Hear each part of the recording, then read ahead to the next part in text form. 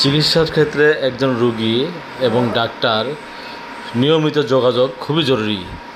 এই নিয়মিত যোগাযোগের ফলে কি হয়, একজন রোগী সে ঔষধ সেবনকালীন তার কি সমস্যা হচ্ছে বা তার কতটুকু ডেভেলপ হচ্ছে, এটা রোগী বললে সেটা জানতে পারা যায় এবং চিকিৎসক সেটার পরিপ্রেক্ষিতে আবারও ভালো ট্রিটমেন্ট দিতে পারে এবং আরও কী ট্রিটমেন্ট দিতে হবে এবং এটার বিপরীতে কি করতে হবে, এগুলো আলোচনা চিন্তাভাবনা করে সেই রোগীকে পর্যবেক্ষণ করলে সেই রোগী এবং কাঙ্ক্ষিত ফলাফল পায় এবং রোগীরও ভালো হয় এবং ডাক্তারেরও একটা সুনাম হয় বা কবিরাজেরও একটা সুনাম হয়। কিন্তু বর্তমানে দেখা যাচ্ছে, বিশেষ করে বেশিরভাগ সময়ই দেখা যায় যে রোগী একবার ওষুধ নিলে আর কোনো দিনও যোগাযোগ করে না। দেখা যায় এই সেবা নেওয়ার পরে সে ওষুধ শেষ হওয়ার পরে সে হঠাৎ করে একদিন ফোন দেয় যে স্যার, কি ভাই, কি হুজুর, আমার এই রোগ তো ভালো হলো না।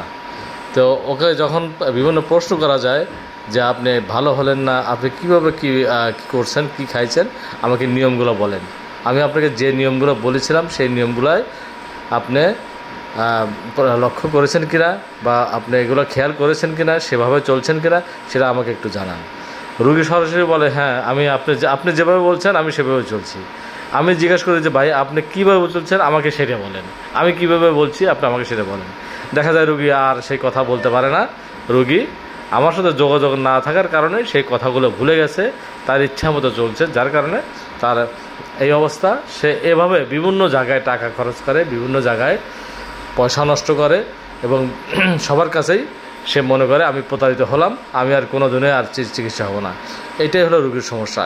এজন্য আমি সবসময় বলে থাকি, আপনারা ট্রিটমেন্ট নিতে চাইলে অবশ্যই আগে সিদ্ধান্ত নিতে হবে যে রোগীকে যে কোর্স দেওয়া হয়, আপনাকে যে কোর্সটা দেওয়া হবে সে কোর্সটা আপনি পরিপূর্ণ শেষ না অবধি আপনি কবিরাজের সাথে যোগাযোগ রাখবেন, কথা বলবেন, এটা আপনি নিয়ত ঠিক রাখবেন, আপনি তারপরে চিকিৎসা নেওয়ার জন্য সিদ্ধান্ত নেবেন।